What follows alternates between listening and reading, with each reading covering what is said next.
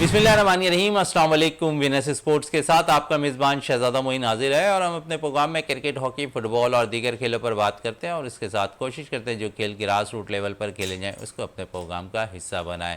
रमज़ानुल मुबारक का महीना चल रहा है और पाकिस्तानी जो क्रिकेटर्स हैं वो भी अब उम्रे की अदायगी के लिए जो है बाकायदा तौर पर सऊदी अरब में मौजूद हैं और अब उनकी वीडियोज़ भी वायरल होती दिखाई दे रही है। अफ्तार डिनर्स की अगर हम बात करें, इफ्तिकार वहाँ पर मौजूद हैं, बाबर आजम मौजूद हैं, नसीम शाह वहाँ पर मौजूद है और अब पिछले दिनों उनकी एक वीडियो वायरल हुई है अफ्तार डिनर की। और साथ साथ अगर हम बात करें दीगर खेलों के हवाले से तो कराची के अंदर मुख्तलिफ ये जो रमज़ानुल मुबारक में हम देखते हैं कि नाइट क्रिकेट टूर्नामेंट है, फुटबॉल के मैचेज़ और अब देखते हैं कि हॉकी के भी टूर्नामेंट का आगाज़ हो चुका है और साथ ही ख़ासकर इस दफ़ा हम देख रहे हैं कि ख़वातीन के लिए भी क्रिकेट टूर्नामेंट का इनेकाद किया गया है। अगर हम बात करें हॉकी के हवाले से तो अजलान शाह हॉकी टूर्नामेंट के ड्रॉज का ऐलान हो गया है। पाकिस्तान 4 मई को जो है बाकायदा मलेशिया के खिलाफ अपना पहला मैच खेलेगा। तो अजलान शाह के लिए कौमी टीम का ऐलान होना है, लेकिन अब तक कोई दो फेडरेशन के दरमियान जो मामला चल रहे थे अब तक कोई इस पर बैठता हुआ दिखाई दे रहा नहीं आया। इस पे कौमी हॉकी टीम के लिए क्या कुछ होगा आगे, इस पे तो हम बहस भी करेंगे अपने शो के अंदर और ख़ासकर ये भी बात करेंगे कि दो फेडरेशन के हवाले से अगर नुकसान हो रहा है तो किन खिलाड़ियों का होता हुआ दिखाई दे रहा है, क्योंकि 4 मई में ज़्यादा टाइम नहीं है और उससे अगर ऐसे मामलात अगर हम देखें तो फुटबॉल में भी पाकिस्तान के साथ होते रहे और फिर फीफा ने पाकिस्तान पर जो है बैन भी लगा दिया था। तो ऐसा ना हो कि कौमी खेल हॉकी पे भी बाकायदा तौर पर इस पे भी बैन लगता दिखाई दे। इस पे बात करेंगे। हमारे साथ शो में मौजूद है हमारे साथी स्पोर्ट्स एनालिस्ट हैं, विनर्स टीम के हिस्सा रियाजुद्दीन साहब मौजूद हैं। रियाज साहब, सबसे पहले तो कौमी खेल हॉकी की शुरुआत करें और 4 मई से जो है बाकायदा तौर पर पाकिस्तान अपना पहला match Azlan Shah hockey tournament में खेलेगा मलेशिया के खिलाफ। कैसा देख रहे हैं इस टूर्नामेंट को और उससे कबल जो दो फेडरेशनों की लड़ाई चल रही है, क्या समझते हैं कि अब इसको एक पेज पर आ जाना चाहिए, एक समत पर काम करना चाहिए और कौमी खेल हॉकी की बेहतरी के लिए अब काम होना चाहिए और इसके लिए आप समझते हैं कि वजीर आजम का किरदार बड़ा इंपॉर्टेंट है? बिस्मिल्लाहिर्रहमानिर्रहीम। बहुत शुक्रिया शहजादा मोइन। देखें, हॉकी ज़ाहिर है हमारा कौमी खेल है और पाकिस्तान ने इसमें दुनिया में बड़ा नाम कमाया है। पाकिस्तानी खिलाड़ियों ने बड़ी आउटस्टैंडिंग परफॉर्मेंसेस दे के Olympic, world cup, champions trophy, मुख्तलिफ सीरीज़ और ख़ास तौर से अजलान शाह हॉकी टूर्नामेंट में बड़ा अहम रोल प्ले किया है। मैं ये समझता हूँ कि पाकिस्तान हॉकी टीम की जिस तरह से रैंकिंग जो है बतदरीज नीचे आई थी, बहुत ज़्यादा नीचे आई थी, लेकिन हमने देखा कि हालिया 1-2 सालों में स्लाइटली उसमें इम्प्रूवमेंट देखने में आई। तो ये एक उस तारीख पहलू का जो काफ़ी अरसे से हॉकी पे एक स्याह बादल छाए हुए थे, एक बड़ा पॉजिटिव हमें चीज़ नज़र आई थी, एक रोशन पहलू नज़र आया था। लेकिन अब हमने देखा कि ये जिस तरह से इससे कबल आपने चंद माह कबल जो था वो हॉकी फेडरेशन के जो मामला थे वो अदालतों में चले गए थे। उसके बाद फिर अब हम देख रहे हैं कि 2 फेडरेशन जो हैं वो उनका क़याम अमल में आ चुका है। एक फेडरेशन की सदर जो हैं वो शहला रज़ा साहिबा हैं और सेक्रेटरी सैयद हैदर हुसैन है और दूसरा जो फेडरेशन है उसके प्रेसिडेंट तारिक बुगटी साहब हैं और राना मुजाहिद जो हैं उसके सेक्रेटरी हैं। अब 2 फेडरेशनें, आप ये देखें कि जब 2 फेडरेशनें होती हैं किसी भी खेल की किसी भी मुल्क में, और इसका रिवाज जो है ज़्यादातर ज़ाहिर है पाकिस्तान में ही हमने देखा है कि उसमें फिर ऐसा होता है कि आपके खिलाड़ियों का जो कैरियर है वो दाव पे लग के जाता है और खिलाड़ी जो है वो उनकी अनसर्टेनिटी होती है, उन्हें उनका मुस्तकबिल जो है वो उन्हें पता नहीं चलता कि उन्होंने आगे क्या करना है और किस तरह से आगे बढ़ना है। तो मैं ये समझता हूँ कि खिलाड़ियों के हवाले से ये जो है बड़ी अलार्मिंग चीज़ है और अभी तक जो सिचुएशन है, करंट इस वक्त जो सिचुएशन है उसके मुताबिक हम ये देख रहे हैं कि कुछ पता नहीं कि कौन सी फेडरेशन लीड करेगी और इस कैंप को तो दोनों फेडरेशनें अनाउंस कर रही हैं कि कैंप जो है वो लगेगा, खिलाड़ियों के नाम भी ऐलान कर दिए हैं। अच्छा, एक मजे की बात है, एक कैंप कराची में लगता दिखाई दे रहा है, दूसरा हैदराबाद में, ये भी एक दोनों फेडरेशनों में जंग है। जी बिल्कुल ये है, लेकिन देखिए ना, देखना ये है कि खिलाड़ी जो है किस तरफ जाते हैं, या कुछ खिलाड़ी अगर इधर रह जाते हैं फिर ये टीम का ऐलान करेंगे, फिर देखना ये होगा कि वहाँ पर जो ऑर्गेनाइज़र हैं अजलान शाह हॉकी टूर्नामेंट के या एशियन हॉकी फेडरेशन है या जो इंटरनेशनल हॉकी फेडरेशन है, वो यहाँ पर पाकिस्तान की जो 2 फेडरेशन है हॉकी की उनमें से किस फेडरेशन को रिकग्नाइज़ करती है, तो ये भी देखना होगा। और यहाँ पाकिस्तान में जो वज़ीर-ए-आज़म पैटर्न इन चीफ हैं वो जो है किस फेडरेशन को रिकग्नाइज़ करते हैं। ज़ाहिर है जिसको जिसको वो कहेंगे वही फेडरेशन जो है वो जाएगी, लेकिन फिर बाद मामला जो है लगता ये है कि फिर वो अदालतों में मतलब जाएगा। तो इस सिचुएशन को और इस मतलब अलार्मिंग जो इस वक्त पोजीशन है उसको अवॉइड करने के लिए मैं ये समझता हूँ कि वज़ीर-ए-आज़म को इंटरवीन करना चाहिए, उनको बाकायदा इस सिलसिले में ऑर्डर्स जारी करनी चाहिए, या कम अज़ कम उनको दोनों जो मतलब फेडरेशन के अहदेदार हैं उनको बुला के और उनको बाकायदा एक मीटिंग के ज़रिए जो है उनके जो भी मामलात मसाइल हैं उसको हल करना चाहिए। इसलिए देखें ये कोई इतनी आसान या कितनी एक छोटी चीज़ नहीं है, इसके जो है दूर रस मनफी नताइज जो हैं आपकी हॉकी पे मुरतब होंगे। और इससे पहले तो हमने देखा कि न सिर्फ फुटबॉल में 2-2 मरतबा जो है मतलब पाबंदी लगाई फीफा ने, और इत्तेफाक से दूसरी मतलब आपकी फेडरेशनें हैं दूसरे खेलों की उसमें भी इस तरह की पाबंदी लग चुकी है।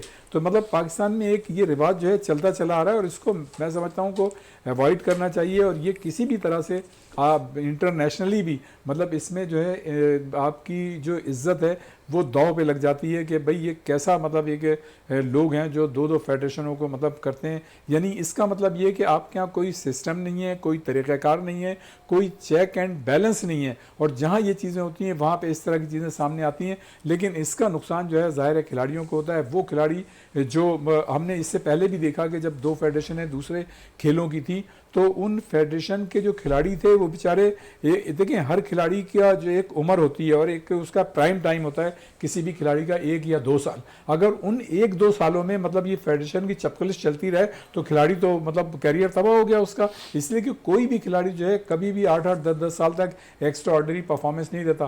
खैर ये तो मतलब हॉकी के खेल है, ये कलेक्टिवली मतलब अच्छा चले मलाई अजलान शाह पे मजीद भी बात करते हैं। 30वां ये अजलान शाह हॉकी टूर्नामेंट खेला जाएगा मलेशिया के अंदर, और ये 4 मई से 11 मई तक ये टूर्नामेंट खेला जा रहा है। पाकिस्तान ने अगर देखें तो यहाँ पर मलेशिया के ख़िलाफ़ है 4 को खेलने हैं, फिर 5 मई को कोरिया के ख़िलाफ़, 7 मई को जापान और 8 मई को कनाडा के ख़िलाफ़ है मैच खेलना है, जबकि पाकिस्तान आखिरी मैच न्यूजीलैंड के ख़िलाफ़ भी खेलेगा। तो आप समझ रहे हैं कि यहाँ पर जो टीमें हैं पाकिस्तान को, पाकिस्तान की जो रैंकिंग चल रही है हॉकी में, उम्मीद करते हैं कि पाकिस्तान कुछ आगे की तरफ मूव करता हुआ दिखाई देगा इस टूर्नामेंट के अंदर। देखिए शहजादा, इसमें तो कोई शक नहीं है कि हमने खुद देखा कि हालिया 1-2 सालों में हमारी टीम ने भी और हमारे खिलाड़ियों ने भी स्लाइटली इम्प्रूवमेंट देखने हमें आया है इंटरनेशनली। गो कि हम क्वालिफाई नहीं कर सके अभी ओलंपिक के लिए, लेकिन उसके बावजूद आप ये देखें कि हमारी टीम की रैंकिंग जो है ना वो पहले 18 या 19 थी, तो कम अज़ कम ये 17 पे आ गई है, 16 पे आ गई है कि जो 1-2 सालों से देख रहे थे। लेकिन ये कोई मतलब इतनी अच्छी पोजीशन नहीं है। हमें तो कम से कम जो हमारा हॉकी का ट्रैक रिकॉर्ड रहा है, जिस तरह से हमने Olympic, world cup, champions trophy जीती है, हमें तो 1 से 5 तक की पोजीशन पे होना चाहिए ताकि हम कंफर्टेबली ओलंपिक के लिए भी डायरेक्ट ऑटोमेटिकली क्वालिफाई करते रहें, वर्ल्ड कप के लिए भी करते रहें और चैंपियंस ट्रॉफी के लिए करते रहें। लेकिन आपने देखा कि गुज़श्ता कई सालों से हमें मसाइल का सामना है ओलंपिक, वर्ल्ड कप और चैंपियंस ट्रॉफी में कि हम डायरेक्ट मतलब क्वालिफाई नहीं कर पाते। तो ये बड़ी अलार्मिंग सिचुएशन है।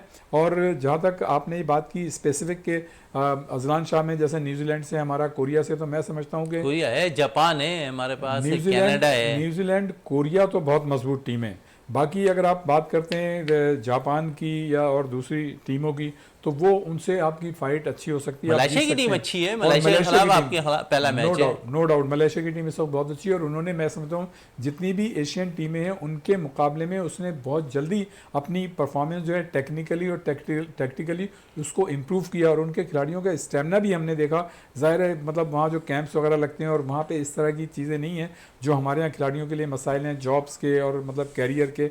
वहाँ पे ज़ाहिर है उनको सफिशेंट अमाउंट मिलता है, वो बाकायदा उनकी ट्रेनिंग होती है, कैंप्स लगते हैं, तो वो आज़ादी के साथ मतलब वहाँ पे अपनी जो जितने भी इवेंट्स हैं उसमें शिरकत करते हैं।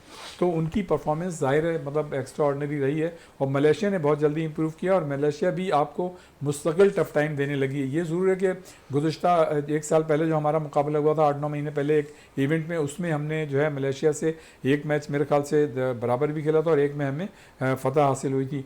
तो मैं ये समझता हूँ कि देखें ये सारी चीज़ें रिलेट करती हैं साइकोलॉजिकल भी। अगर आपके खिलाड़ी यहाँ पे दबाव का शिकार हैं कि उन्हें किस फेडरेशन के साथ मतलब साय तले जाना है, खेलना है, या उनका जॉब और कैरियर नहीं है, तो चलिए जॉब और कैरियर की थोड़ी सी बात की रियाजुद्दीन साहब है। पिछले दिनों हमने यहाँ पर बैठ के खुद डिस्कस की वक़ार यूनुस के हवाले से, जो गोलकीपर थे पाकिस्तान हॉकी टीम के, और फिर पाकिस्तान हॉकी फेडरेशन के जो इस वक्त है 2 ग्रुपों में से एक फेडरेशन के सदर तारिक बुक्की साहब हैं, उन्होंने बाकायदा तौर पर वहाँ दौरा किया, उनके से मुलाकात की हॉस्पिटल्स के अंदर और यकीन दहानी कराई और मुकम्मल इलाज के अखराजात भी खुद बर्दाश्त करने का उन्होंने कहा कि इस चीज़ के कौमी का हॉकी प्लेयर्स है तो बाकायदा तौर पर उसके जो अखराजात है वो कौमी हॉकी टीम ही जो मैनेजमेंट है वो बर्दाश्त करती, पाकिस्तान हॉकी फेडरेशन बर्दाश्त करेगी। आप समझते हैं कि दिल बर्दाश्ता होकर वक़ार यूनुस जो गोलकीपर थे उन्होंने बयान दिया था और उसके बाद ये तर्ज अमल सामने आया? हाँ शहजादा, देखो ना, आपने बड़ा अच्छा पॉइंट रेज किया। मसला ये है कि हमारे यहाँ तो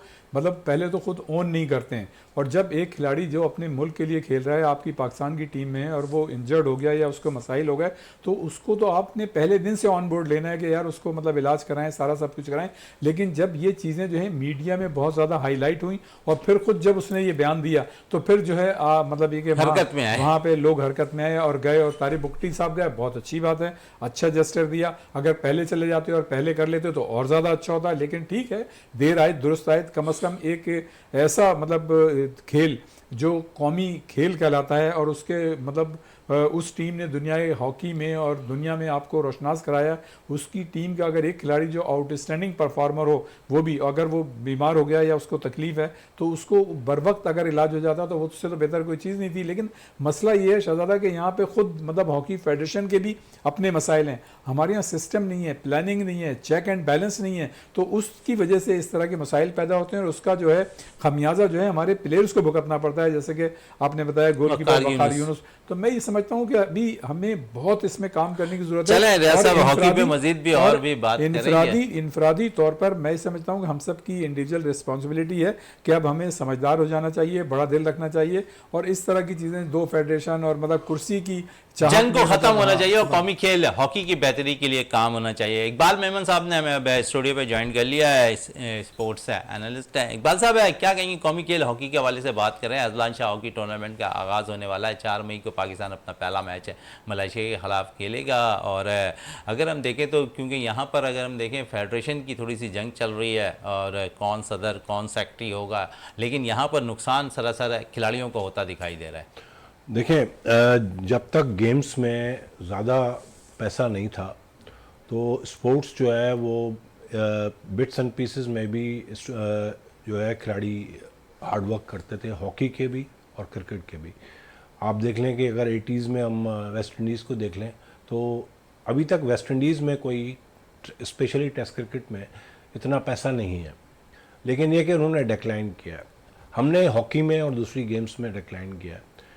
अच्छा, जिन कंट्रीज़ की आपने बात की, मलेशिया की, कोरिया की और जापान की, ये डेवलप्ड कंट्रीज़ हैं, इनके पास ये बहुत फाइनेंशियली बड़ी स्ट्रॉन्ग है और वो अपने जो खिलाड़ी हैं उनका ख्याल रखते हैं, उनको फाइनेंशियली भी सपोर्ट करते हैं और साइंटिफिकली उनको जो है फिट भी रखवाते हैं और उनको जो है रिहैब भी उनको सही मिलता है। तो देखें, हमारे जब हम वक़ार यूनुस की बात करते हैं, वो इंजर्ड पड़े हुए थे और उनको कोई पूछने वाला नहीं था। तो देखें, ये कंडीशंस अच्छा डिटरमिन करती हैं कि हमारी जो इस वक्त कंडीशन है इन गेम्स की, स्पेशली हॉकी की, फुटबॉल की, बॉक्सिंग की और स्क्वॉश की, तो उससे फिर हम कोई अच्छी टीमें या अच्छे खिलाड़ी नहीं निकाल सकेंगे। बस जो भी बिट्स एंड पीसेस में ये लोग कर रहे हैं, अपने एफर्ट से कर रहे हैं और इनके अपनी मोटिवेशन है, मगर कहीं से भी एक्सटेंसिव मोटिवेशन डेवलप नहीं की जा रही नेशनल लेवल से। जो भी जो है लोग अरबाब अख्तियार हैं उनकी तरफ से कुछ भी नहीं आ रहा। तो ये अगर जो बुख्ती साहब की बात हुई है कि वो गए थे उनके पास और उन्होंने उनकी मदद की ऑफ़र की है, ये बहुत अच्छी बात है, खुशाइंद बात है और ऐसा होना चाहिए और मैं समझता हूँ कि फ्यूचर में इस चीज़ का ख्याल रखेगा। और दूसरी बात ये कि एक बेहतरीन बात रियाजुद्दीन साहब ने कही, वो एक ये है कि हमारा जो इमेज है वो स्टेक पे है।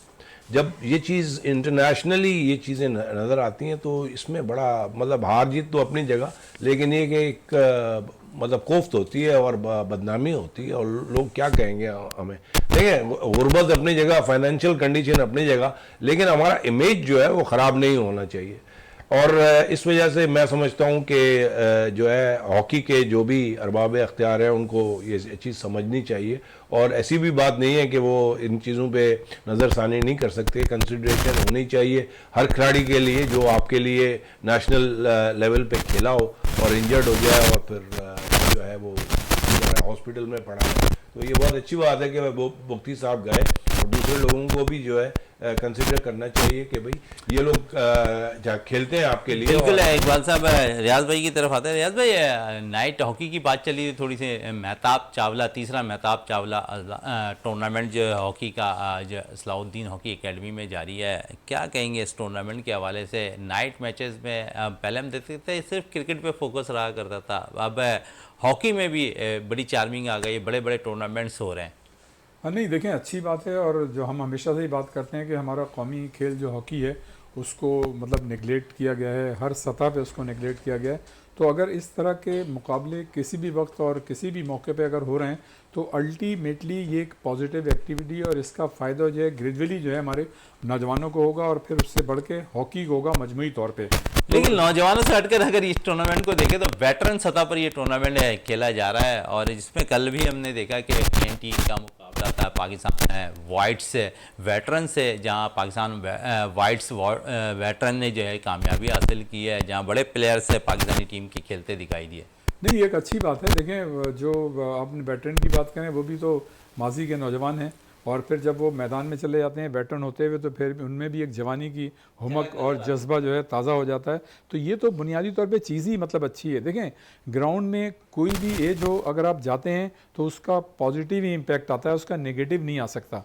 हाँ, अगर कोई किसी भी तरफ नशे की तरफ जाएगा तो उसका नेगेटिव इम्पैक्ट आएगा, कोई भी नेगेटिव एक्टिविटी करेगा तो उसका माशरे में भी मतलब उसका असर जो है नेगेटिव पड़ेगा, और दूसरे जो नौजवान हैं वो भी नेगेटिव मतलब उससे मुतासिर होंगे। लेकिन जब आप पॉजिटिव एक्टिविटी में जाएंगे तो ज़ाहिर है आप अकेले नहीं जाते, जब नाइट पे जाते हैं रोशनी होती है, बरक़ी कुमकुमे रोशन होते हैं, बच्चे भी जाते हैं, घर वाले नौजवान जाते हैं, सब उसमें मतलब है कि इन्वॉल्व होते हैं। तो ये नाइट मतलब मैचेस की तो एक अपना अलग एक उसकी चार्म है। तो मैं ये समझता हूँ कि ये जब जब होंगे, जिस सतह पर होंगे, चाहे वेटरन सतह पर हों या नौजवानों की सतह पर हों, उसका एक पॉजिटिव इम्पैक्ट आता है। और जैसा आपने बताया कि मतलब वहाँ पे इस तरह का ये टूर्नामेंट हो रहा है तो ये एक बड़ी अच्छी बात है। मेहताब चावला के नाम से उनका इंतकाल तो हो गया, लेकिन उनके बेटों ने इस चीज़ को जारी रखा हुआ है। बिल्कुल। देखें, मैं ये समझता हूँ कि ये जितने भी लोग हैं और जिनके नाम पर हो रहा है उनको हम खराज अकीदत पेश करते हैं, और जो लोग इसको करा रहे हैं उनको हम खराज तहसीन पेश करते हैं। इसलिए कि जितना भी मतलब खेलों की एक्टिविटी आप कराएंगे, खेलों की एक्टिविटी में आप देखेंगे ज़्यादा से ज़्यादा नौजवान शिरकत करेंगे या बड़े भी शिरकत करेंगे तो इसका इम्पैक्ट जो है वो अल्टीमेटली अच्छा ही पड़ेगा। और जिस खेल से मुतालिक मतलब वो खेल हो रहा है, जिस शोबे से मुतालिक, उस खेल की तरक्की का वो बाइस बनेगा। तो ये तो मैं समझता हूँ कि बहुत अच्छी चीज़ है। और रह गई हॉकी की बात, हॉकी तो जितनी ज़्यादा होगी, जो हमारा एक तुर्रा इम्तियाज़ होता था हॉकी में, जिस तरह से हम मेडल जीता करते थे, जिस तरह से हमारे खिलाड़ी हुआ करते थे, तो मैं ये समझता हूँ कि उस माजी का जो हमारा एक तुर्रा इम्तियाज़ है उसको हम वापस ला सकेंगे अगर हम इस तरह की एक्टिविटीज़ कर सकेंगे। इकबाल साहब, जिस तरह रियाज साहब कह रहे हैं, एक्टिविटीज़ अगर हॉकी की होती रही तो अच्छा साइन होगा, क्योंकि हम देखते हैं कि जहाँ फुटबॉल में, क्रिकेट में शायकीन आते हैं, वहाँ पर हॉकी में भी शायकीन नज़र आ रहे हैं, तो एक अच्छा साइन है ऐसे टूर्नामेंट्स को। देखिए, एक तो जो रियाज साहब ने कहा कि खिलाड़ी भले वेटरन हो मगर वो अपने जो है माजी के अंदर बेहतरीन खिलाड़ी रहे हैं। दूसरी बात ये कि जब उनको नौजवान, अभी के नौजवान जब देखते हैं तो उनसे जो है मोटिवेट होते हैं वो, और उनसे बहुत सारी चीज़ें सीखते हैं, बहुत सारी सलाहियतें जो है वो उनसे सीखते हैं। तो ये बहुत अच्छी बात है कि आप जो है जो सीनियर खिलाड़ी हैं या रिटायर्ड हो चुके हैं उनको भी आप इन्वॉल्व कर रहे हैं, तो ताकि आपको एक रोल मॉडल नज़र आता है फील्ड पे, और जब वो खेल रहे होते हैं तो उनके जो स्किल्स हैं ना वो अपना दिखाते हैं, तो जो नौजवान हैं वो उनसे सीखते हैं। आज ही की बात है कि मैं पढ़ रहा था नेथन लायन का क्रिकेट के हिसाब से, तो उसमें यही जिक्र उसने किया कि अभी हमें और जो दूसरे हैजलवुड हैं और अपना क्या कहते हैं स्टार्क हैं और दूसरे खिलाड़ी हैं, उनमें अभी 3 से 5 साल हैं। तो इसका मतलब है कि ये खिलाड़ी अभी, हालांकि इस एजेस में भी वो ये कहते हैं कि हम फिटनेस रखें, तो अगर वेटरन ऑलरेडी खेल रहे हैं या रिटायर्ड हो चुके हैं, मगर मैं समझता हूं कि बड़ी खुशाइन बात है और ये नौजवानों के लिए रोल मॉडल है, और उनको मौका मिलेगा कि वो जो है खेलें और उनके साथ खेलें और उनसे सीखें, ठीक है ना। तो ये सारी चीज़ें जो है बहुत ज़रूरी है। सही है, आपने सही कहा। और जो आपने एक बात की ना वो बड़ी अच्छी बात कही कि जब नौजवान चाहे खेलें या मतलब ये कि जो भी माजी के अगर खिलाड़ी खेलें तो यकीनन जब माजी के वेटरन्स खिलाड़ी खेल रहे होंगे तो छोटे जो बच्चे हैं, नौजवान हैं, उनको बड़ा सीखने का मौका मिलेगा और यही इसका एक पॉजिटिव पहलू है। तो मैं ये समझता हूँ कि यकीनन इस तरह के जो नाइट मैचेस हैं ये न सिर्फ रमज़ान में बल्कि ये तो जो है आम दिनों में भी ऐसा रखना चाहिए इसको कि ये मैचेस कंटिन्यू है। अच्छा, रमज़ान में ज़ाहिर है चूँकि अपने जो तरावी होती है उसके बाद से लेके सहरी तक बहुत कम वक्फा रहता है, तो ये चीज़ जो है इसको परवान चढ़ाने का बाइस बनी है कि भाई सोने से बेहतर ये है कि चलो थोड़ी बहुत इबादत भी करता है आदमी तो रात को थोड़ा सा जाग के खेल के तो फिर सहरी शायकीन नजर आ रहे हैं हॉकी में भी है। उसकी वजह ये कि देखें हमारे यहाँ जो माहौल रहा है, जो हालात रहे हैं पिछले दिनों, लोग बेचारे निकल नहीं सकते हैं, तफरी कर नहीं सकते हैं, डरते हैं, घबराते हैं, सहमते हैं कि बाहर निकलेंगे तो जो मामला और मसाइल हैं और जो लॉ एंड क्राइम्स बहुत सारे हैं। तो जब इस तरह की कोई जगह पे इस तरह की रौनक होती है और एक्टिविटीज़ होती हैं तो लोग उसमें पार्टिसिपेट करते हैं, फैमिलीज़ के साथ करते हैं। तो ये एक इसका बड़ा रोशन और अच्छा पहलू है। मैं यही कह रहा हूँ कि ये न सिर्फ रमज़ान में बल्कि रमज़ान के अलावा भी बाकायदा ऐसा एक टेन्योर या पीरियड रखना चाहिए, एक ऐसा स्पेस निकालना चाहिए कि उसमें जो है हर, चाहे वो क्रिकेट के हों, हॉकी के हों, मुख्तलिफ गेम्स के हों, ताकि देखें जो मैचेस जो है फ्लड लाइट्स में होते हैं ना, उसकी अपनी एक हैसियत और अहमियत होती है, वो फैमिलीज़ के लिए भी होती है। इसलिए कि हमारे यहाँ इस तरह का माहौल लोगों को मिलता नहीं है तफरी का। अगर कहीं हमारे लोग तफरी के लिए जाते भी, जैसे अभी गुज़श्ता दिनों PSL हो रही थी, लोग चले तो जाएं और जाते भी हैं, लेकिन उसके लिए उन्हें 8-8 घंटे निकालने पड़ते हैं। आप 4 घंटे ग्राउंड में होते हैं, 1 घंटे पहले घर से निकलते हैं, उससे 1 घंटे पहले आप तैयारी करते हैं और फिर बाद में जो है आपको जो है 1-1 घंटे जब स्टेडियम जाने से पहले पैदल चलते हैं स्टेडियम जाने के लिए, गाड़ी कहीं पार्क करते हैं, फिर गाड़ियाँ भी उठा ली जाती हैं। लोगों के लिए बड़ी परेशानी है। फिर स्ट्रीट क्राइम्स की आपने बात की, तो वो जो एक पहलू है और वो जो अंसर है, उससे ज़ाहिर है लोग जो है बड़े सहमे हुए हैं, परेशान हैं। तो जब इस तरह की कोई एक्टिविटी होती है जो विद इन बाउंड्री होती है, किसी स्टेडियम के अंदर होती है, और वहाँ उनको ये चार्म होता है कि यहाँ पे माजी के जो अपने स्टार्स खिलाड़ी हैं उनसे भी उनको देखने का मौका मिलेगा, या जो नौजवान हैं वो चाहते हैं कि उनसे हमें सीखने का मौका मिले, उनसे हम कुछ तजुर्बा हासिल करें। तो ये चीज़ जो है कलेक्टिवली पूरी फैमिलीज़ के लिए एक बड़ा अच्छा पैकेज हो जाता है। तो इस तरह से लोग जो हैं उधर रुख करते हैं। जैसा कि आपने कहा कि फैमिलीज़ भी वहाँ आती हैं, तो फैमिलीज़ तो इस बात का इंतज़ार कर रही होती हैं कि इस तरह की कोई आउटडोर एक्टिविटीज़ हो तो वो लोग वहाँ पे जाएं। इसलिए कि तफरी के आपके पास मौके भी नहीं है, ना हालात हैं, और ऐसा नहीं है कि जो बड़े लोग हैं जो एक ज़ाहिर है जो ये बेयर कर सकते हैं और वो ज़ाहिर है तफरी भी करते हैं, दूर दराज भी आते हैं, वो तो बाहर मुल्कों में भी जाते हैं, वो सब कुछ कर लेते हैं। लेकिन जो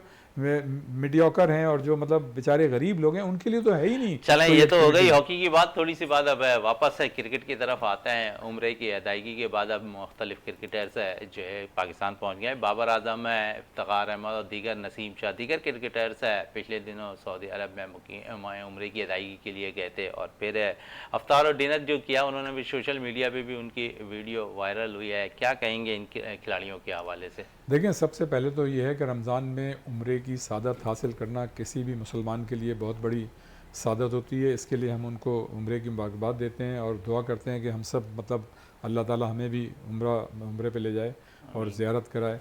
बहरहाल खिलाड़ी जो है ज़ाहिर है उनको मौके कम मिलते हैं, इसलिए कि उनका ऐसा जो शेड्यूल है वो बहुत ही ज़्यादा टाइट होता है। बैरून मुल्क दौरे होते हैं या फिर नेशनल क्रिकेट हो रही होती है या कैंप्स लग रहे होते हैं, उनको मौके नहीं मिलते। तो ये एक जो अब उन्हें PSL के बाद एक स्पेस मिला था तो उसमें ज़ाहिर है उन्होंने उम्रा अदा किया, और हमने देखा है कमोबेश ज़्यादातर जो खिलाड़ी हैं वो तलाश करते हैं कुछ दिन मिल जाएँ तो वो इबादत करें। तो ये एक बड़ी अच्छी बात है, हौसला अफजा बात है कि हमारे खिलाड़ियों ने वहाँ पर उम्रा अदा किया। ज़ाहिर है उन्हें पता था कि अब वो वापस आएंगे तो फिर उसके बाद उनका शेड्यूल जो है फिर बहुत ज़्यादा टाइट हो जाएगा। अब आपने देखा कि काकुल में बाकायदा एक कैंप लग गया है, और इस दफ़े जो है अच्छा ऑन एंड ऑफ हम देखते रहेंगे जो फिज़िकल फ़िटनेस है उस पर ज़ोर भी देना चाहिए। और इस वक्त जो इंटरनेशनली जितने भी इवेंट्स होते हैं उसमें ये बड़ी ज़रूरत होती है इस चीज़ की कि आप जो है सुपर फिट हों। और हमारे लिए, हमारी टीमों के लिए जो मसाइल आते हैं, हमने हमेशा देखा कि वो फिटनेस के मसाइल की वजह से हमारी टीमें जो हैं ख़राब परफॉर्मेंस देती हैं। हमने माजी करीब में देखा कि हमारे बाज़ खिलाड़ी अनफिट हो गए, और सिर्फ 1 या 2 खिलाड़ियों के अनफिट होने की वजह से हमारी पूरी टीम की जो परफॉर्मेंस थी वो नीचे चली गई। तो इसका मतलब ये कि अगर 2 खिलाड़ी भी आपके फिटनेस मसाइल की वजह से बाहर होते हैं तो उसका एक साइकोलॉजिकल असर जो है पूरी टीम की परफॉर्मेंस से पड़ता है। तो मैं ये समझता हूँ कि ये बड़ी अच्छी चीज़ है। इससे पहले भी मतलब काकुल में और इस तरह हॉकी के भी कैंप लगे, क्रिकेट के भी लगे, तो ये अच्छी बात है। अगर मतलब ये जितनी अच्छी आप फिटनेस देंगे खिलाड़ियों को वो अच्छी बात है। लेकिन मैं ये समझता हूँ कि जो अब साइंटिफिक मतलब फिटनेस जो मतलब रखी गई है वो ये है कि हर खिलाड़ी की स्ट्रेंथ और फिजिकल उसकी कंडीशन को देख के मतलब उस पर इतना बोझ डाला जाए कि वो जो है फिट हो, बजाय इसके कि वो अनफिट हो जाए, फिट करते करते फिट वो अनफिट ना हो जाए। तो मेरे ख्याल से हम हमारे यहाँ जो फिटनेस के मामलात रहे हैं वो हम जो है सबको एक ही लकड़ी से हाँकते हैं। देखें जो मुख्तलिफ प्लेयर्स होते हैं उनकी बॉडी की मतलब मुख्तलिफ होती है, उनकी मतलब स्ट्रेंथ जो है मुख्तलिफ होती है, उनकी बॉडी की कंडीशन मुख्तलिफ होती है, उनकी जो तवानाई होती है हर खिलाड़ी की अपनी अलग अलग होती है। तो एक सर्टेन लेवल तक तो आप उनको बिल्कुल जो फिटनेस के मतलब मेयार है उस पर बिल्कुल आप उनकी उसकी ट्रेनिंग करानी चाहिए। लेकिन बाज़ खिलाड़ी ऐसे होते हैं जो जितनी आप मैक्सिमम करा देते हैं उससे ज़्यादा फिर वो बेयर नहीं कर सकते। तो यहाँ पे मेरे ख्याल से जो इंटरनेशनल जो मतलब ट्रेनर होते हैं उनको ये सारी चीज़ें ज़ाहिर पता होती हैं, और आम ट्रेनर भी ये चीज़ जानता है कि खिलाड़ी की जो मतलब फिजिकल स्ट्रेंथ है उसको देख के उस पर बोझ डाला जाए। तो मैं ये चीज़ बड़ी काउंट होती है। इससे पहले आपने देखा शाहीन शाह अफरीदी अनफिट हो गए, नसीम शाह अनफिट हो गए, फिर उसके बाद जो है हारिस तो खैर वो गिर गए थे तो अनफिट हो गए, एहसानुल्लाह अनफिट हो गए। देखें एहसानुल्लाह कितना अच्छा मतलब आपका बॉलर था और पिछली जो PSL में उसने आउटस्टैंडिंग परफॉर्मेंस दी थी। लेकिन आप देखें कि फिटनेस का मसाइल की वजह से वो जो है आज तक वापस नहीं आ सका। तो मैं ये समझता हूँ कि हमारे जैसे मुल्क में गो के फिटनेस पे मतलब बहुत ज़्यादा जोर तो देते हैं, लेकिन जो उसकी सही रिक्वायरमेंट है हर प्लेयर को देखते हुए वो शायद हम उस पर मतलब उस पे काम नहीं कर सकते। इकबाल मेमन साहब, अबे खबरें गर्दिश कर रही हैं कि एक दफ़ा फिर बाबर आजम को कप्तान बनाया जा रहा है। क्या समझते हैं कि कप्तानी ले लेनी चाहिए बाबर आजम को? क्योंकि अब तो वोट के मामलात भी ठीक हो गए, फिर वोट के जो अहदेदार है वो भी अब बाकायदा तौर पर बाबर आजम के राब्ते में। देखिए, अगर आप एक खिलाड़ी को डिसअपॉइंटमेंट से निकालने के लिए दूसरे खिलाड़ी को डिसअपॉइंट करेंगे तो ये जाती है।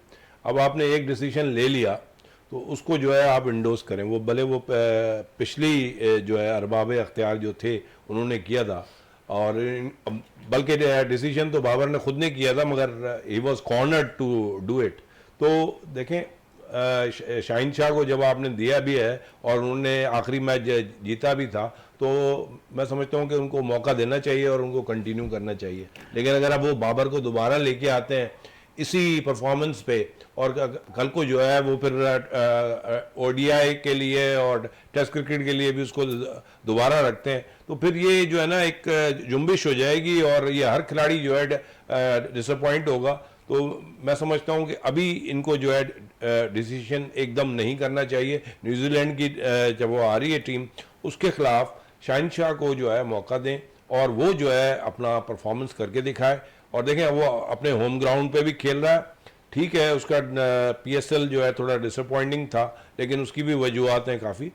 लेकिन मैं समझता हूँ कि इज़ ए गुड कैप्टन और उसको जो है मौका मिलना चाहिए। कितने मुत्तफिक नजर आ रहे हैं इकबाल मेमन की बात? मैं तो हमेशा आप इससे पहले जो प्रोग्राम हुआ था उसमें भी मैंने यही बात की थी और इकबाल मेमन साहब ने बड़ी सही बात की। देखें ये नॉन सीरियस एटीट्यूड होगा अगर हम आपने मतलब एक उसको रखा, भाई क्यों रखा था उसको, जिसने भी रखा मतलब उन्होंने भी जिम्मेदारी के साथ उसमें कोई टैलेंट देखा होगा, उसकी कोई चीज़ें देखी होंगी तो उसको रखा था। तो मैं ये समझता हूँ कि सिर्फ एक मतलब टूर्नामेंट की बुनियाद पे कि जी PSL में उनकी टीम नहीं जीत सकी, भाई PSL में 2 मरतबा तो उन्हीं की कप्तानी में टीम जीती थी। और फिर जैसा कि इकबाल मेमन साहब ने कहा कि अगर PSL हारी है तो उसकी बहुत सारी वजूहत हैं, सब जानते हैं, और ख़ुद जो टेक्निकल लोग हैं वो भी खुद इस चीज़ को जानते हैं कि राशिद खान चूँकि उनकी टीम में नहीं थे और वो उससे पहले ही चले गए थे तो उसका एक असर पड़ा था। फिर उसके बाद फ़खर जमान जो है चल नहीं पा रहे थे, उसका एक असर पड़ा था। फिर उसके बाद हारिस रऊफ़ मतलब अनफिट हो गए, गिर गए, चोट लग गई, उसका एक असर था।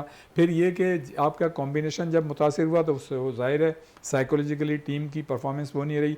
फिर इसमें भी कोई शक नहीं है कि बाज़ मैचेस में जो है कप्तानी भी उस तरह की नहीं हुई जिस तरह की होनी चाहिए थी। लेकिन देखें दुनिया की जितनी भी टीमें या दुनिया के जितने भी कप्तान हैं ऐसा कभी नहीं होता, कहीं नहीं होता कि वो 100% मैचों में जो है एक्स्ट्रा ऑर्डनरी मतलब बेहद कप्तान भी डिसीजन लें, परफॉर्मेंस दें। इंसान है, गलतियाँ होती हैं, बड़े बड़े कप्तानों से गलतियाँ होती हैं, या पैट कमिंस के जैसे जो कप्तान हैं वो बहुत कम होते हैं, मतलब ये कि जो सलाहियत उनमें है कि मतलब जो मैच की सिचुएशन होती है, जो वेरिएशन हो रही होती है, उसके हिसाब से वो डिसीजन लेते हैं और वो कामयाब भी हो जाते हैं। तो मैं ये समझता हूँ कि लेकिन वो भी कभी कभी गलती करते हैं। तो ये कहना कि जी चूँकि शाहिन शाह आफरीदी उस टीम के कप्तान थे और वो टीम जो है उसका आखिरी पोजीशन है PSL में, तो उसकी बुनियाद पे जो है आप कप्तान को हटा दें, मैं ये समझता हूँ कि ये नॉन सीरियस एटीट्यूड है। अगर जो भी ये सोच रहा है उसको अपने मतलब फैसले पे या अपनी सोच पे उसको रिव्यू करना चाहिए। और इस तरह की चीज़ें जो हैं, देखें कौमी टीम का कप्तानी के मतलब लेवल पे इस तरह का मतलब नॉन सीरियस एटीट्यूड नहीं होना चाहिए कि आज आपने कप्तान बनाया है, 2 इवेंट के बाद जो है फिर नया कप्तान हो जाएगा। तो फिर आपने बाबर आजम को निकाला क्यों था? बाबर आजम नो डाउट बहुत बड़े मतलब बैटर हैं और उनकी परफॉर्मेंस एक्स्ट्राऑर्डिनरी है रही है। ICC के भी वो नंबर 1 रैंकिंग में रहे हैं, फिर यहाँ PSL में भी नंबर 1 है, उन्होंने हाईएस्ट रन बनाए। हमारी दुआएं आइंदा भी उनके साथ हैं कि वो बहैसियत बैटर। और आप ये देखें जब से वो कप्तानी से हटें उनकी बैटिंग में और निखार आ गया है। तो इसका मतलब है फिर आप एक मरतबा आप ये चाहते हैं कि उनकी रैंकिंग नीचे जाए और पाकिस्तान उनकी वजह से अगर रैंकिंग में बहैसियत बैटर जो है नंबर 1 है, तो वो फिर आप पीछे की तरफ आ जाएंगे। तो कहीं तो मतलब पाकिस्तान को ऊपर रहने दें। टीमें तो हारती जीतती रहती हैं और ये ज़रूरी नहीं है कि जिस तरह से मतलब ये कि आप ये देखें कि बाबर आजम को सबसे ज़्यादा मौके मिले हैं 3.5 साल, इसमें कोई शक नहीं कि उन्होंने आम सीरीज़ जीती हैं और हर कप्तान जीतता है। लेकिन जहां आपका इम्तिहान था, मुझे मतलब ये कि बादल नखास्ता कोट करना पड़ रहा है कि जनूबी अफ्रीका के खिलाफ जो इंडिया में अभी हाल ही में वर्ल्ड कप हुआ था, हम जो थे आखिरी उनका बैटर था और हम वो मैच जीत सकते थे। 3 ओवर बाकी थे और रन्स भी बहुत बाकी थे। उन्होंने मतलब ये कि बैटर ने रन्स भी बना लिए, 3 ओवर भी हमने करा लिए। हमारे अच्छे बड़े बॉलर जो है मतलब बॉलिंग कराते रहे। क्या उस वक्त कप्तान को नहीं चाहिए था कि एक स्पिनर को लगाता और 10 खिलाड़ी जो है बैटर के सामने मतलब खड़ा कर देता और उसको एक साइकोलॉजिकल अंडर प्रेशर उसको लेने की कोशिश करता? तो ये कप्तानी कप्तान पे बड़ा इंपॉर्टेंट इशू उठा हुआ है। तो रियाज साहब एक थोड़ा सा बेनिफिट कप्तान को तो ये भी अब हासिल हो सकता है कि अम्माद और आमिर टीम में यकीनन इस गारंटी के साथ उन्हें सेलेक्ट किया है, वापस रिटायरमेंट ली है उन्होंने कि कौमी टीम का हिस्सा वो बनेंगे। तो आप समझ रहे हैं कि यहाँ पर कप्तान को भी तो थोड़ा सा बेनिफिट होगा कि अब 2 प्लेयर्स ऐसे अगर टीम में आ जाएंगे जिनकी जान से अगर हम देखें तो बॉलिंग स्ट्रेंथ भी मजबूत हो जा रही है हमारी। बड़ा अच्छा पॉइंट उठाया और मुझे भी याद आ गया। देखें अगर तो बाबर कप्तान होते हैं और आमिर और इमाद टीम में होते हैं तो इस माजी का रिकॉर्ड हमारे सामने कि इन खिलाड़ियों के दरमियान कंफर्टेबल नहीं रहा। मतलब बाबर आजम कभी भी कंफर्टेबल नहीं रहे इमाद से और ना ही आमिर से, और दोनों ने एक दूसरे के खिलाफ बयानात भी दिए। तो अगर आप बाबर आजम को कप्तान बना देते हैं, ये तो खुद टीम के लिए तबाही का बाइस होगा। तो बेहतर यह है कि शाहिन शाह आफरीदी को ही कप्तान रहने दिया जाए और इस वर्ल्ड कप को गुजारा जाए। अगर आपने बाबर आजम को कप्तान बना दिया तो इमाद वसीम के साथ जो उनकी टसल है, जो आमिर के साथ उनकी टसल है, वो फिर आपको वही वहाँ पे जो है नजर आएगी, वो नुकसानदेह होगी टीम। नुकसानदेह इकबाल साहब, कप्तान अगर शाहिन शाह आफरीदी रहे और ये 2 प्लेयर्स के हवाले से जो मैं बात कर रहा हूँ, तो टीम स्ट्रांग तो होती हुई नजर आ रही है। बेनिफिट तो कप्तान को भी जाएगा ना कि उसके पास ऑप्शंस बहुत ज्यादा हो जाएंगे। देखिए वो बात भी सही है और दूसरी बात से कि रियाज साहब वाली बात भी सही है कि ये जो है ना कंफर्टेबल नहीं होंगे खिलाड़ी अगर बाबर चाहे कप्तान हुए। तो शाहिन शाह आफरीदी में एक चीज़ तो है कि वो जो है हर खिलाड़ी को रिस्पेक्ट देता है, ठीक है। और दूसरी बात ये कि ये दोनों क्यों, बल्कि हो सकता है कि उस्मान खान को भी अंदर टीम में लाएं तो ये और भी टीम मजबूत हो जाएगी। और देखें हमारा जो सिलेक्शन कमेटी का काम है वो ये है कि टीम भरपूर किस्म की हो और जो हमारी स्ट्रॉन्ग से स्ट्रॉन्ग खिलाड़ी हैं वो हों, ताकि जो है हम वर्ल्ड कप भी जीतें और जो भी इंटरनेशनल मैचेस हैं वो भी जीतें। तो मैं समझता हूँ कि ये हमारी पास्ट ग्लोरीज जो है वापस आनी चाहिए। और ये शाहिन शाह आफरीदी ने प्रूव किया है कि 2020 में इज़ अ गुड कैप्टन। और ये जो बातें हैं या अफवाहें चल रही हैं ये कोई अच्छी चीज़ नहीं है और ये again end of the day ये एक प्रॉब्लम क्रिएट करेंगे। और एक चीज़ मैं आपको और भी बता दूं कि जब आप लोग ये चीज़ें चेंज करते हैं तो अनईजीनेस तो होती ही होती है खिलाड़ियों में। और इवन जब ये ग्राउंड में जाते हैं इंटरनेशनली तो वहाँ पे भी स्लेजिंग होती है और ये चीज़ें उनके ऊपर मारी जाती हैं कि देखो आपको हटा दिया गया। तो ये इंटरनेशनली भी बुरा है, हमारे लिए भी बुरा है। और देखें हमें तो पता नहीं है कि अभी जो PCB के अरबाब अख्तियार हैं वो कल होंगे या नहीं होंगे। और आज उन्होंने ये डिसीजन कर दिया, कल को कोई 3 महीने के बाद फिर चेंजेस आ गए तो फिर कप्तान का के ऊपर जो है वो तलवार लटकेगी। तो बेहतर यही है कि इनको अकल से काम लेना चाहिए और इनको चाहिए कि शाहिन शाह को कंटिन्यू करें। चलें, शहनशाह को कंटिन्यू करें, लेकिन अगर हम बात करें रियाज साहब, 3 सीरीज़ हैं अभी वर्ल्ड कप से कबल, 12 मैचेस हमें बल्कि 13 मैचेस हमें खेलने हैं अभी T20 के। न्यूजीलैंड के खिलाफ 5 हैं, इंग्लैंड और आयरलैंड की टीमों के खिलाफ पाकिस्तान ने T20 मैचेस खेलने हैं। तो कप्तानी को अगर चेक और खिलाड़ियों को चेक करना है तो हमारे पास कम से कम 3 सीरीज़ के मौके तो हैं। नहीं शहजाद, देखें इसमें यह है कि जिसको भी आप अब इस सीरीज़ में कप्तान बनाएंगे, न्यूजीलैंड या इंग्लैंड की ले लें, या फिर मतलब एक नवंबर में ऑस्ट्रेलिया से भी है शायद हमारी सीरीज़, तो अगर आप वो ले लें, मई में जो है वो इंग्लैंड से है और नवंबर में फिर आपकी उससे है ऑस्ट्रेलिया तो से। वो तो खैर बाद में होगी, लेकिन जाहिर है वर्ल्ड कप से पहले तो यही है, यही दो है। यही है एक सीरीज। शायद आयरलैंड से है। जी बिल्कुल, आयरलैंड से।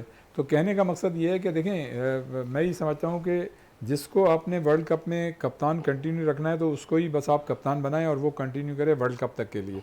और मैं ये समझता हूँ कि अगर आप किसी भी तनाज़े से बचना चाहते हैं, किसी भी पॉलिटिक्स से बचना चाहते हैं, और आप ये चाहते हैं कि आपकी टीम की परफॉर्मेंस अच्छी रहे, जेल रहे, तो मैं ये समझता हूँ कि शाहिन शाह अफरीदी एक ऐसा कप्तान है जिसका पर्सनली किसी भी खिलाड़ी से हमें कोई डिस्प्यूट नज़र नहीं आ रहा है। लेकिन जो ये पुराने का अगर आप बनाते हैं बाबर आजम को, जिनकी परफॉर्मेंस इंडिविजुअल कैपेसिटी है वजह से बेटर एक्स्ट्राऑर्डिनरी है और उनका कोई मैच नहीं है, अगर तो उनको दोबारा कप्तान बनाते हैं तो फिर वो जो कप्तानी का बोझ होगा ना वो रिफ्लेक्ट नेगेटिव करेगा उनकी बैटिंग पे, तो वो बैटिंग नहीं कर पाएंगे। तो जो भी हमारे जो ये सोच रहे हैं कि शायद बाबर आजम को फिर कप्तान बना दें, तो उनको ये नज़र में रखना चाहिए कि अगर आप इमाद को और आमिर को टीम में ले रहे हैं तो फिर बाबर आजम को कप्तान बनाना वैसे ही टीम के लिए परफॉर्मेंस के लिए नुकसानदेह होगा।